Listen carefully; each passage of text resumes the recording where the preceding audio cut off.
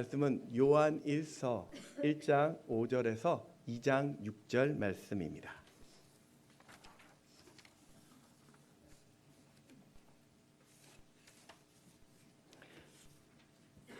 요한 1서 1장 5절에서 2장 6절 말씀을 교독하여 보겠습니다. 우리가 그에게서 듣고 너희에게 전하는 소식은 이것이니 곧 하나님은 빛이시라 그에게는 어두움이 조금도 없으시다는 것이니라.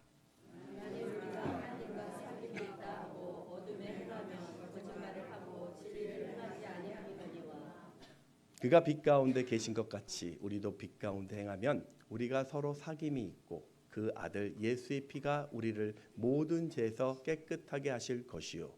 만일 우리가 죄가 없다고 말하면 스스로 속이고 또 진리가 우리 속에 있지 아니할 것이요. 만일 우리가 우리 죄를 자백하면 그는 미쁘시고 의로우사 우리 죄를 사하시며 우리를 모든 불의에서 깨끗하게 하실 것이요. 만일 우리가 범죄하지 않으면 하나님을 거짓말하는 이로 만드는 것이니 또한 그의 말씀이 우리 속에 있지 아니하니라. 나의 자녀들아 내가 이것을 너희에게 쓰면 너희로 죄를 범하지 않게 하려 함이라. 만일 누가 죄를 범하여도 아버지 앞에서 우리에게 대언자가 있으니 곧 의로우신 예수 그리스도시라. 그는 우리 죄를 위하여 목숨을이니 우리만 위할 뿐 아니요 온 세상의 죄를 위하시니라. 우리가 그의 계명을 지키면 이로써 우리가 그를 아는 줄로 알 것이요.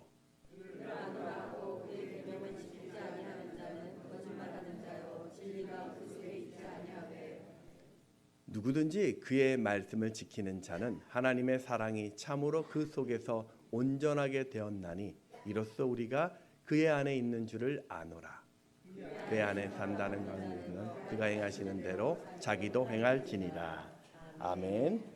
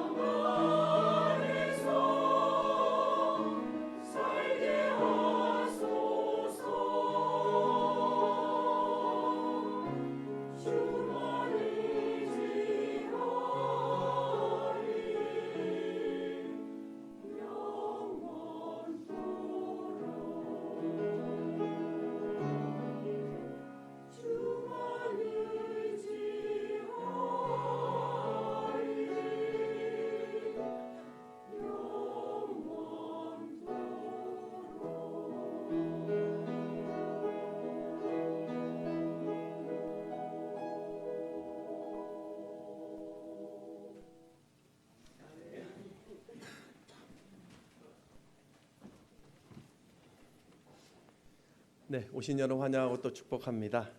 진짜 기도엔 아까 우리 또 연지성 집사님께서 기도해 주신 것처럼 감기 요즘 독감 다 유행한다고 하더라고요. 또 조심하시기 바랍니다. 여러분 친구를 구분할 때 이런 구분이 있습니다. 네 가지 구분인데요. 첫 번째는 꽃과 같은 친구가 있습니다. 이 꽃이 피어서 예쁠 때는 모든 사람들이 그 아름다움에 찬사를 보내지만 정작 그 꽃이 지면 다 사라지는 것처럼 자신이 좋을 때만 찾아오는 그런 친구는 이 꽃과 같은 친구입니다. 또 저울과 같은 친구도 있습니다. 이 저울이라는 게 놓이는 무게에 따라서 눈금이 달라지잖아요. 이처럼 나에게 이익이 되는 쪽으로 움직이는 친구, 바로 저울과 같은 친구입니다. 산과 같은 친구도 있습니다. 산은 온갖 새나 짐승들이 안식처가 됩니다. 멀리서 보거나 또 가까이 가면서도 늘 그들을 반겨주는 역할을 또 하죠. 이처럼 생각만 해도 편해지거나 또 언제나 마음 든든한 친구, 바로 산과 같은 친구입니다. 또 하나 땅과 같은 친구가 있습니다. 땅은 생명의 싹을 틔워주고 또 곡식을 길러내고 열매를 맺게 합니다. 땅은 누구에게나 조건 없이 기쁜 마음으로 그 은혜를 베풀어 주죠. 이처럼 한결같은 마음으로 나를 지지해 주는 친구, 또 나를 더 크게 세워주는 친구, 바로 땅과 같은 친구입니다. 여러분은 어떤 친구이십니까? 또 내 주변에는 어떤 친구들이 많습니까? 우리 옆에 계신 분들과 이렇게 인사해 보겠습니다. 당신은 땅과 같은 친구입니다. 네.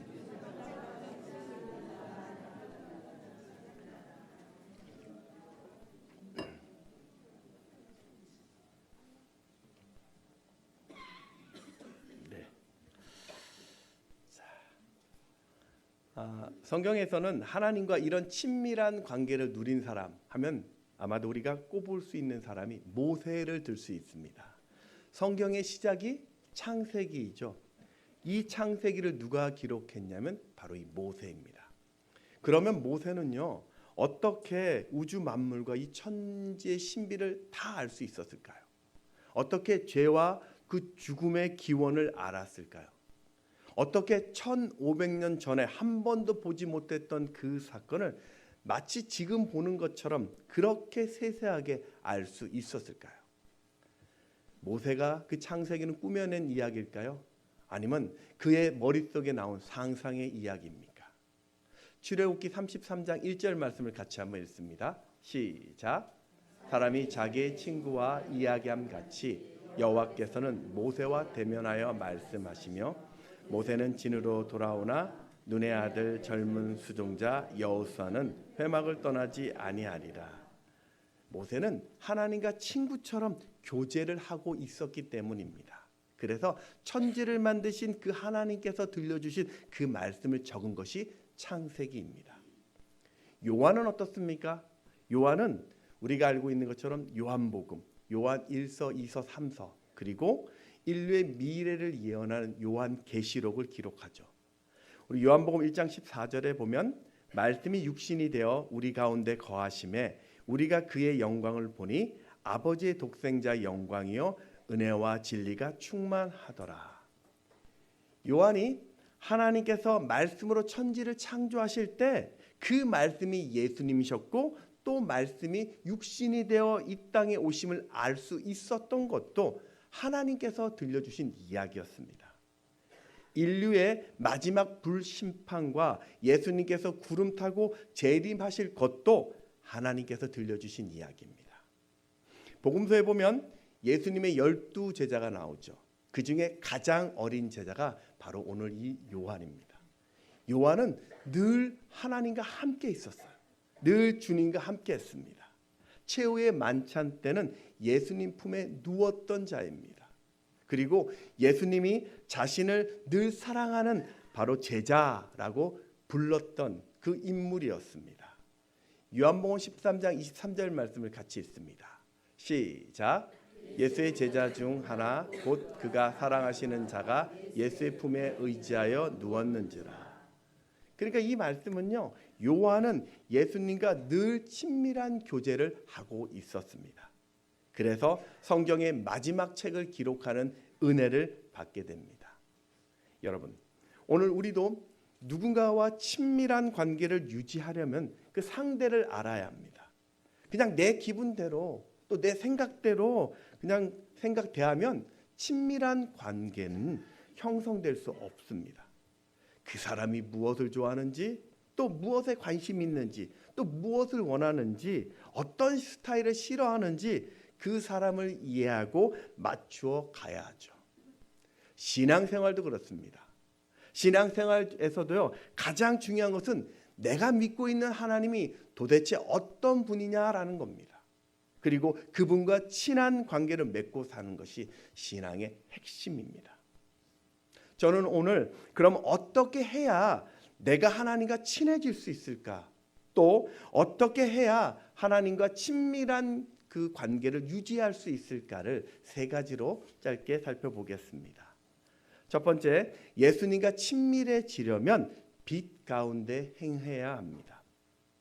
요한은 하나님을 어떻게 소개하고 있냐면 빛이라고 소개합니다. 오늘 요한일서 1장 5절 말씀을 읽습니다. 시작. 우리가 그에게서 듣고 너에게 전하는 소식은 이것이니 곧 하나님은 빛이시라 그에게는 어둠이 조금도 없으시다는 것이니라. 이 빛의 특징은요, 주변을 다 환하게 비춰주죠. 여러분, 태양이 뜨면요, 그 주변의 모든 그림자는 다 사라집니다. 빛 때문에 주변 어둠이 사라지는 것처럼 하나님이 계시는 곳에는요, 모든 어둠이 떠나가게 됩니다. 이 당시 소아시아 지역에서는 영지주의라는 그런 이단들이 교회를 흔들고 있었습니다. 영지주의가 뭐냐면 영은 거룩하고 육체는 악하다라는 생각입니다. 육체는 악하고 영이 거룩하다라는 이 말은 육체로 행하는 모든 것들이 나의 거룩한 영에게는 아무런 영향이 끼치지 않는다고 주장합니다. 그러니까 내가 육체로 무슨 짓을 해도 그것이 하나님과 교제하는 데는 아무런 상관이 없다라고 그들은 말하고 있었습니다. 그래서 초대교인 중에는요, 습관적으로 죄를 짓고 있었고 아무렇지 않게 어둠 속에 살고 있으면서도 하나님께 나가는 것이 당당하게 나가고 있었습니다. 지금 요한은 그럴 수 없다라는 것입니다. 그건 하나님과의 사귐이 아니라고, 거짓말이라고 단정을 합니다. 오늘 1장 6절 말씀을 같이 또 읽습니다. 시작. 만일 우리가 하나님과 사귐이 있다 하고 어둠에 행하면 거짓말을 하고 진리를 행하지 아니함이거니와. 이런 사람들은 계속해서 빛 대신 하나님을 거부하고 어둠 속에서 살아가기 때문에 결국 그 인생은 어둠에 갇혀서 비참하게 마치게 됩니다. 여러분, 하나님과 사귄다라는 것은요, 우리가 하나님의 그 빛에 들어간다라는 말입니다. 그런데 우리는 죄를 짓는 죄인이기 때문에 빛 대신 하나님을 우리가 먼저 사귈 수 없습니다. 그래서 하나님은 예수님을 통해서 우리가 하나님과 사귈 수 있게 하셨어요. 그 방법이 뭐냐면 바로 예수를 믿는 순간 빛 대신 예수가 내 안에 들어오는 겁니다. 그래서 우리는 이제 빛을 소유한 자가 된 것입니다. 요한일서 1장 7절 말씀입니다. 읽습니다. 시작.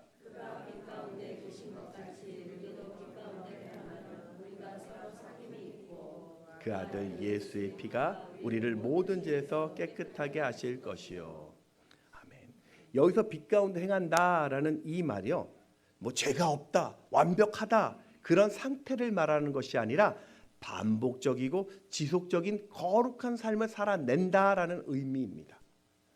여러분, 어둠 속에서 사는 것하고요, 또 빛 가운데 사는 자의 이 결정적인 차이는요, 죄를 지었느냐 안 지었느냐의 차이가 아니라 내 삶의 허물을 드러내고 그 죄의 길을 멈추느냐 아니면 그 죄를 내 속에 감추고 있느냐의 차이입니다. 그러니까 빛 가운데 행하라라는 이 말은요, 내가 가지고 있는 그 죄와 허물을요 하나님께 드러내라는 말입니다. 지금 내 안에 하나님의 빛이 있으니까 내 삶의 어두움은 절대 감출 수 없음을 내가 인정하고 그 길에서 멈추는 것, 그것이 바로 빛된 자녀로 행하는 모습이고 또 그렇게 살아야 된다라고 사도 바울이 권하고 있습니다. 에베소서 5장 8절 말씀입니다. 읽습니다. 시작.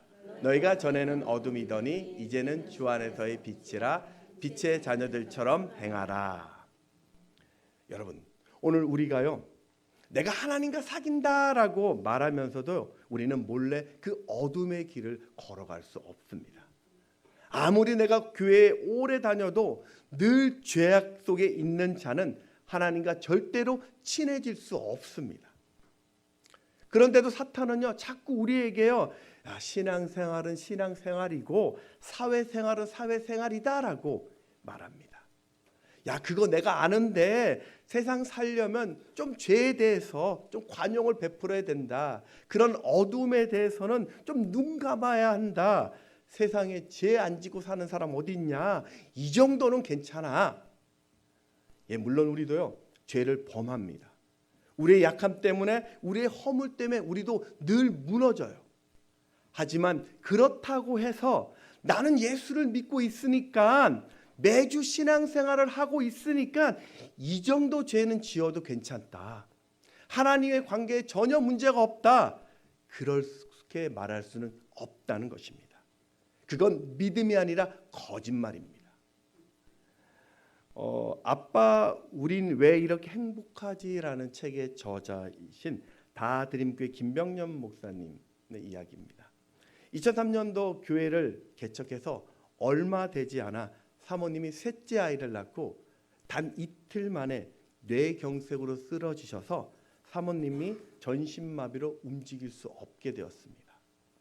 예기치 않는 이 고난의 시간 속에서 목사님은 어린 그 세 자녀의 엄마와 아빠로 살아야 했고 또 그 와중에서도 목회를 하고 있었고 또 사모님을 간병해야 했습니다.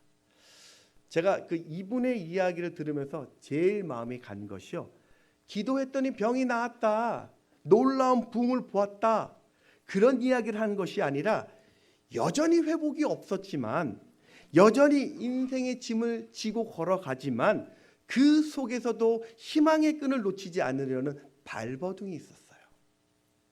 이분은요, 자신의 그 모든 일을 솔직하게 다 나눠요. 심지어는 자신의 그 죄와 연약함까지도요, 자녀들과 공유하면서 마음에 있는 그 어둠을 몰아내려고 합니다. 참 어렵잖아요. 부모로서 자녀에게 자신의 그 치부를 드러낸다는 거 쉽지 않습니다. 그런데 그렇게 한 이유가 자신이 또다시 무너질까 봐 거룩한 부담감을 스스로 지우면서 하나님의 빛된 하나님의 그 길을 걸어가려고 하는 발버둥이었습니다. 그 글에 보면요, 자신은 밤에 나가는 것을 되게 싫어했대요. 왜냐하면 특히 모텔이나 호텔 같은 곳을 지나는 것을 대단히 싫어했대요. 왜냐하면 그것을 보면은 문득 혼자라는 서러움과 외로움이 몰려와서 자꾸 자신 안에 강력한 유혹이 들어오더라는 겁니다. 그때마다 목사님은 내 안에 스며드는 그 어둠을 거부하고 이 어둠 속에서도 함께 하시는 주님의 손을 갈구합니다. 신기한 것이 그렇게 주님을 의지한 시간이 점점점 많아지니까요, 어느 순간부터는 그 요란한 호텔이나 모텔을 지나가도 전혀 마음이 동하지 않게 되었다고 합니다. 여러분, 여러분이 지금 어떤 자리에 있든지 그곳에서 내 안에 계신 그 빛을 드러내시기 바랍니다. 내가 어둠을 물리치려면요, 그건 어렵습니다. 그렇지만 내 안에 계신 성령 하나님을 의지하면 그 하나님이 어둠을 물리쳐 주십니다. 여러분, 하나님의 절대 믿음을 말하십시오. 하나님의 아름다운 덕을 선포하십시오. 성령의 이름으로 나쁜 생각을 멈추십시오. 하나님의 이름으로 그 나쁜 감정을 버리십시오. 하나님을 의지함으로 그 거짓말을 멈추시고 빛 대신 하나님을 바라보면서 위선을 버리십시오. 그럴 때 오늘 내 안에 있던 그 염려가, 그 근심과 걱정이, 그 슬픔과 어둠이 물러갈 것이고 빛 대신 하나님의 다가오심을 보게 될 것입니다. 두 번째, 하나님과 친해지려면 예수의 피로 깨끗하게 해야 됩니다. 이 당시 초대교회는 자신도 모르게 자꾸 죄를 범하니까 내가 범하는 이 죄는 나의 의지와 상관없는 것이야. 그러니까 그건 죄가 아니야. 나는 아무런 문제가 없어. 그러니 너는 그 죄를 숨겨. 그렇게 가르치고 있었습니다. 요한은 자신은 죄와 상관없는 자라고 또 죄가 없는 자라고 말하는 것은 하나님과 절대 친밀할 수 없다라고 이야기합니다. 왜냐하면 그것은 스스로를 속이는 것이고 거짓말하는 것이기 때문입니다. 우리 요한일서 1장 8절 말씀을 같이 보겠습니다. 시작. 만일 우리가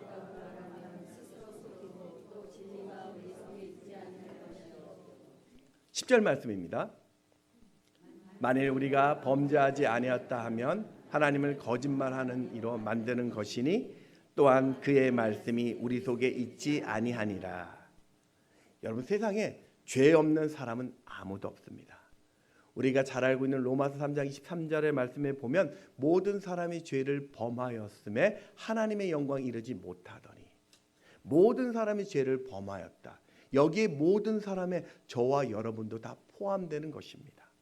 아무리 우리가 선하게 살아도요, 한 명도 예외 없이 다 범죄합니다. 예수를 믿어도 또 우리는 죄를 범합니다. 여러분, 지금 여러분의 마음을 한번 살펴보십시오. 정직하게 내 마음을 한번 살펴보십시오.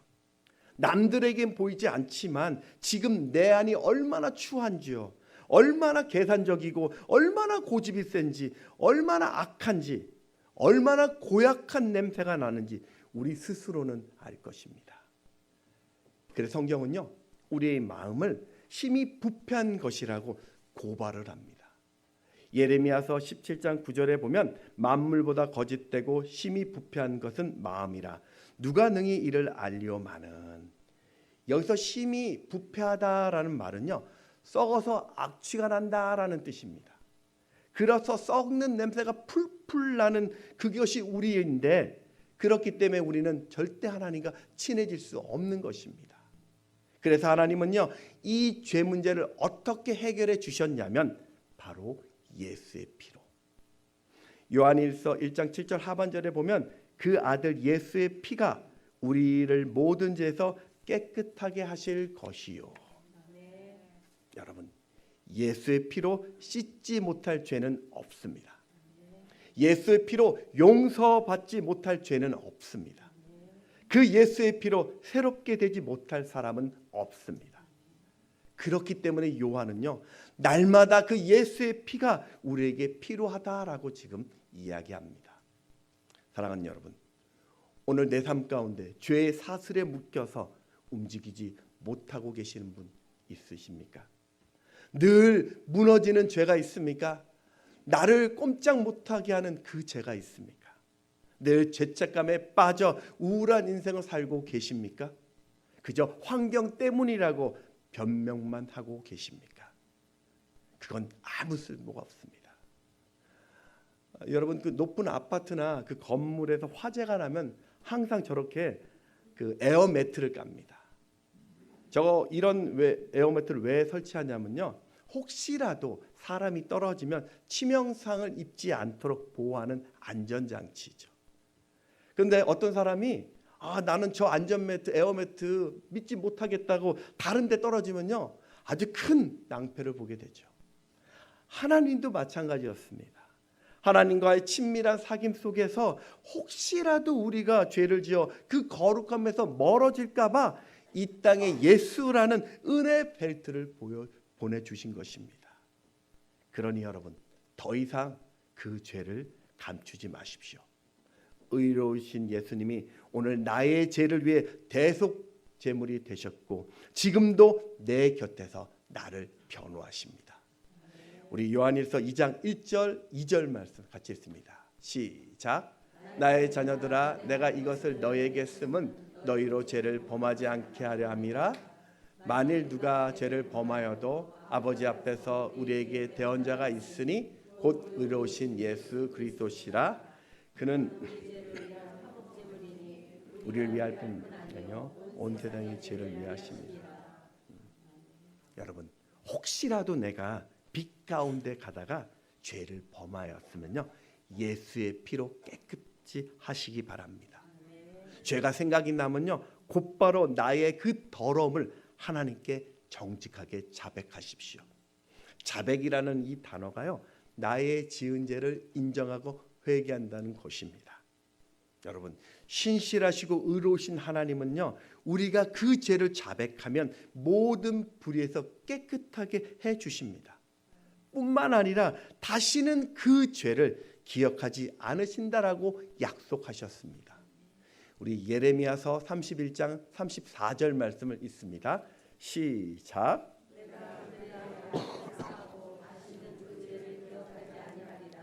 여호와의 말씀입니다. 왜 아담과 하와가 이 창세기의 에덴 동산에서 쫓겨났을까요? 원래 아담과 하와는 하나님과 친밀하게 살도록 창조되었습니다. 그런데 아담이 선악과를 먹고 하나님을 피해 숨죠. 그때 하나님은 아담에게 너 어디 있느냐고 묻습니다. 그러자 아담은요, 내가 벗었기 때문에 두려워서 숨는다고 둘러댑니다. 창세기 3장 10절 말씀 읽습니다. 시작. 이르되 내가 동산에서 내가 벗었으므로 두려워하여 숨었나이다. 여러분, 이거는요, 하나님이 아담이 어디 있는지를 몰라서 물은 것이 아니었습니다. 아담의 죄를 회개할 기회를 주신 것이었어요. 하나님은 곧바로 누가 너의 벗음을 말했냐고, 왜 선악과를 먹었냐고 묻죠. 그러자 아담이요, 하나님이 주신 여자 하와가 선악과를 주어 먹었다라고 남 탓을 합니다. 우리 창세기 3장 12절 말씀 또 읽습니다. 시작.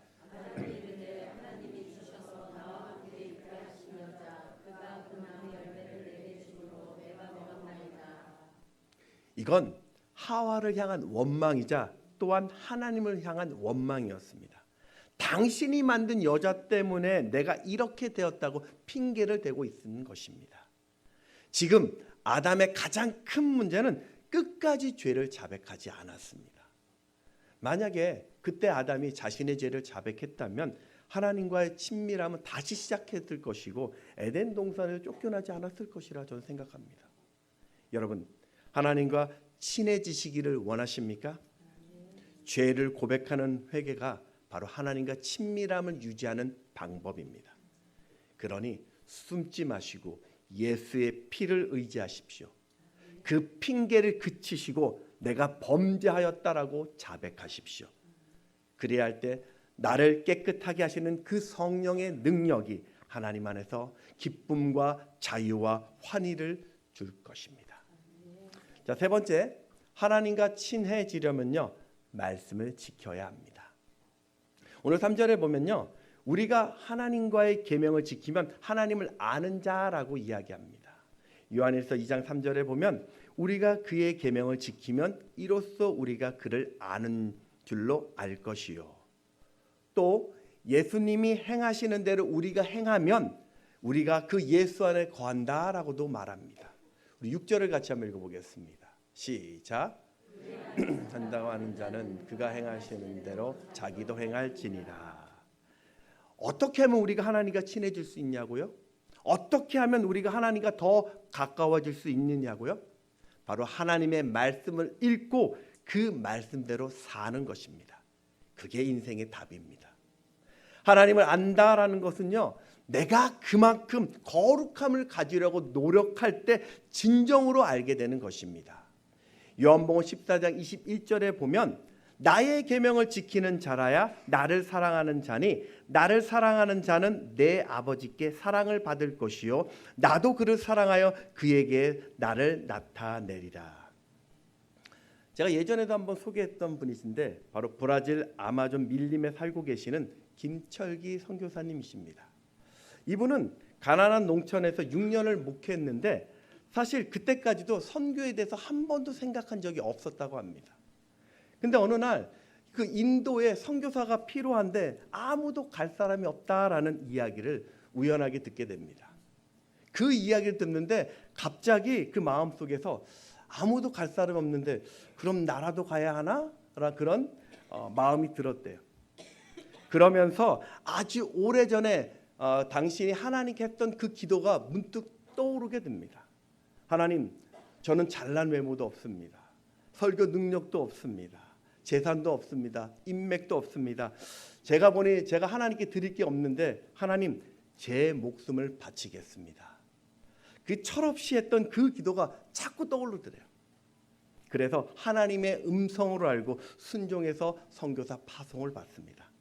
근데 인도 파송을 준비하고 있어도 선교사님이 갑자기 그 인도 파송이 취소되고 하나님이 아마존으로 보냅니다. 이건 달랐다고 합니다. 이건 심각한 문제였대요. 왜냐하면 당시 아마존은요, 브라질 정부의 힘이 닿지 않는 오지였습니다. 여기는 생명을 장담할 수 없는 곳입니다. 그래서 고민하는데 하나님은 또다시 내 목숨을 드린다는 그 기도를 떠오르게 하셨습니다. 선교사님은 인도에 가서 코브라에 물려 죽거나 아마존에 가서 아나콘다에 잡혀 먹거나 뭐가 다르냐 싶어서 또 순종합니다. 아마존의 끊임없는 독충들과 그 열대 질병들, 원주민의 핍박과 저주와 독살의 위협을 받았습니다. 목숨을 건 사투를 벌어지는 그 아마존에서는 선교사님이 유일하게 믿을 수 있었던 것은 하나님 말씀밖에 없었습니다. 그 말씀을 붙들고 자신을 핍박하던 위협하던 그 인디오 부족들을 더 사랑했고, 말씀을 붙들고 한 학교가 없는 땅에 신학교를 지어서 교육을 담당했고, 말씀을 붙들면서 의료 혜택을 받지 못해 죽어가던 그들을 위해서 의료 사역을 시작합니다. 또 교회를 지어서 계속 복음을 전하는 개척 사역도 쉬지 않았습니다. 예수님께서 이 땅에서 보여주셨던 그 양육, 체험, 치유, 회복, 또 복음의 사역을 그대로 따라했던 것입니다. 그러자 2009년부터 신학교를 중심으로 강력한 성령의 운동이 일어났고 놀라운 부흥이 시작되었습니다. 그런데 그 은혜도 잠깐, 남편보다 더 열정적으로 복음을 전했던 이 아내 허운석 선교사님이 폐암에 걸립니다. 암 투병의 위중한 상황 속에서도 아마존으로는 절대 돌아가지 말라는 그 의사의 만류도 불구하고 다시 아마존으로 발걸음을 옮깁니다. 그런데요, 자신들을 위해 생명을 걸고 헌신하고 순종했었던 그 허운석 선교사님의 사랑에 원주민들이 감동을 받았습니다. 그리고 그녀가 천국으로 떠나면서 그곳에 복음의 문이 열렸습니다. 그동안 그렇게 선교사님 가정을 핍박했던 사람들이 지금은 선교의 협력자가 되었고 조력자가 되어서 하나님의 사역을 동역하고 있습니다. 사랑하는 아내를 먼저 천국으로 보낸 이후 이 김철기 선교사님은 홀로 그곳에 남아 계속 선교의 사명을 감당하고 있습니다. 그런데 뜻하지 않는 고난이 또 찾아옵니다. 바로 그분도 암이 걸린 겁니다. 주변에서는요, 아니 저렇게 평생 헌신했고 아내까지 아마존에 묻었는데 고작 하나님이 주신 것이 암이냐며 속상해할 때 이 선교사님은 달랐습니다. 죽음으로 하나님을 사랑하는 마음을 보여주는 것도 믿는 자의 특권이다라고 말씀하면서 고난을 허락하신 하나님께 감사를 고백합니다. 제가 이 선교사님 말씀 중에 가장 생생했던 것은 예수님이 우리를 위해 십자가에 죽기까지 하셨는데 그분이 우리를 향한 십자가를 지고 그 길을 따르라는 말씀에 내가 순종할 수 있어서 나는 감사하다 라는 그 고백이었습니다. 여러분, 하나님과 친해지길 원하십니까? 그렇다면 끝까지 그 말씀을 지키는 자, 더 하나님께 가까이 갈 것입니다. 하나님을 여러분 저 멀리 계시는 분으로 생각하지 마시고 지금 여기 나와 함께 하시는 친구가 되게 해달라고 구하시기 바랍니다. 내게 큰 성공을 이루고 무슨 능력 얻기를 구하지 마시고 하나님의 말씀이라면 내가 끝까지 순종하는 자가 되게 해달라고 기도하시기 바랍니다. 그렇게 하나님과 친구가 된 자는 무슨 일을 만나도 절망이 아니라 언제나 기대 넘치는 그 삶을 살게 될 것입니다. 말씀을 정리하겠습니다. 여러분, 우리가 어떻게 하면 이런 성경에 나온 모세처럼 또 요한처럼 하나님과 친밀한 관계를 가지며 날마다 살 수 있을까요? 첫 번째는 어두운 일을 버리고 빛 가운데 행하는 겁니다. 여러분, 우리는 빛의 자녀입니다. 잊지 마십시오. 예수가 내 안에 있는 그 순간부터 우리는 빛의 자녀입니다. 그러니 당장 그 어둠을 멈추시고 빛 가운데로 더 들어가십시오. 두 번째는 죄를 지었으면 예수의 피로 깨끗하게 씻으십시오.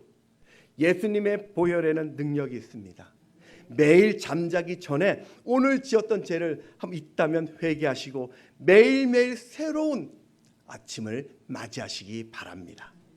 마지막 세 번째는 내 이성, 내 상식으로 생각하지 마시고 하나님의 말씀이라면 아멘이고 순종하시기 바랍니다.